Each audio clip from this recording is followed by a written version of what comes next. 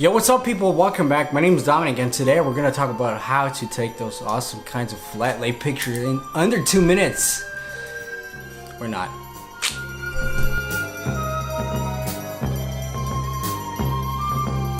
So we've all seen and admired them, those beautiful flat lay pictures on Instagram where it's basically just a top-down view of anything, to be honest. You know, whether it's tech related stuff or if you just have anything to say, if you have something to say, some thought-provoking caption that you want to put up on Instagram, hell, just put up a flat lay because people are gonna dig it. And to be honest, I love them.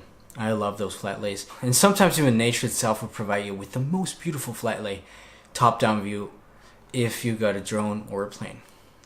So here I've gathered my personal tips how to shoot those flat lay pictures. So right, first of all, as always, you kind of need to think about beforehand, what do you want to achieve with your picture, with your flat lay. Maybe you have a blog and need some, title picture to put up with, or like I said just before, on Instagram, or you just like to shoot flat lays like I am.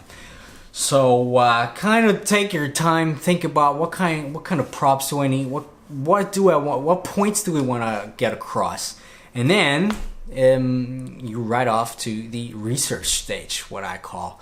And sometimes you just need some inspiration and you just don't know where to start, and that's where our beloved app Instagram comes along, because you can just put in hashtag flat lay or Pinterest even, with flat lays, and just copy the shit out of those pictures, because to be honest, they're not gonna look the same anyway. So you can just blatantly copy that and steal the shit out of it.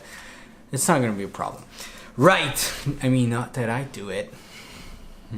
So the first thing before shooting your flat lay, you've got to kind of establish your background surface, because the background, even though it's in the background, it's more important than you think, in the sense that you don't want it to stick out too much, but then you kind of want it to blend in with your whole picture.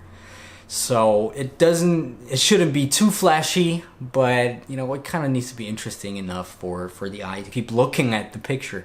So what I found out is if you have tech related stuff or beauty stuff or things like that, a wider or white background usually fits better. Whereas if you have a travel related backpacking thing or food, a darker, e.g. black background will suit the image a lot better.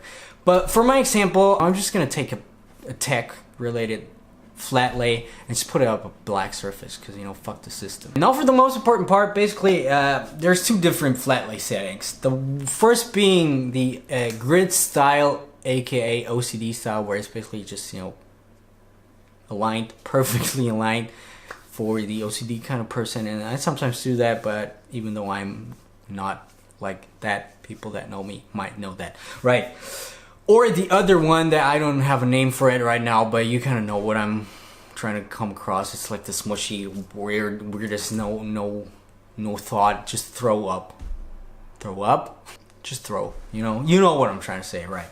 Then we're just gonna roam around the apartment and just gonna find some props, and usually the more props the better. Film. Some other thing. A point and shoot camera from 2000. I don't think it. Lenses. Oh, another lens. Random watch. Some greenery.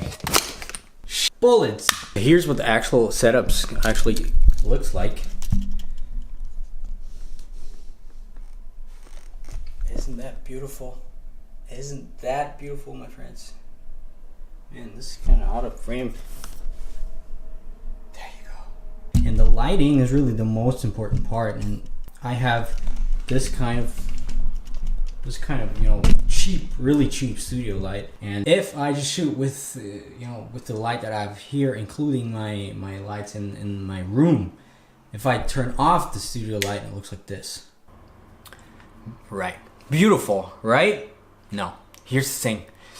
You don't ever want to use your inbuilt camera flash, be it a DSLR. Actually, I think the best DSLRs don't have a flash, but whatever. So you don't want to shoot with your flash, because otherwise it's going to look like this.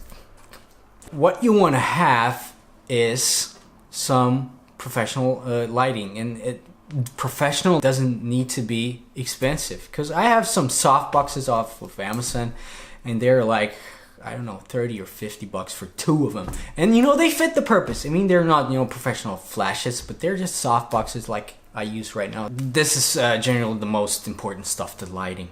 If you don't have the budget for it, or if you just don't want to for whatever reason, because, you know, fuck the system, you can just, you know, take your setting right next to a window, and, you know, take your pictures right next to windows with natural light. Also really important is you kind of want to overfill the frame, because too much negative space in the wrong kind of spots are just, you know, kind of boring or bland.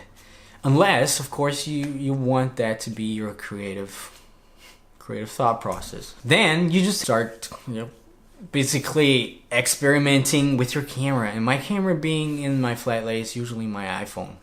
It fits the purpose really well. Also, what's really cool tip is you kind of want to tilt your phone 45 degrees so that you have 2 pictures of the same setting, you know, one being, you know, top down flat lay and one 45 degrees. Sometimes it works really well and you have 2 pictures, you know, that you can throw up whenever you don't have any more pictures, you can throw up the second one.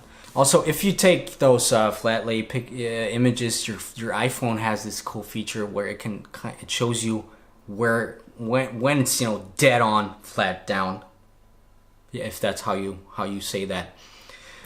So it will help you with that. I'm sure Android phones have got that as well. So last tip for today, use your hands and do stuff with it. I just noticed that this is kind of a weird sentencing, but it's okay if you know what I want to say, right? Use your hands, put your hands in the frame, have your hands hold something. It might be difficult to film or take a picture with one hand while the other hand's kind of you know, occupied with shooting the picture, and but if you can't pull it off, you know, take some hand model off of Craigslist or just your friend or girlfriend and write.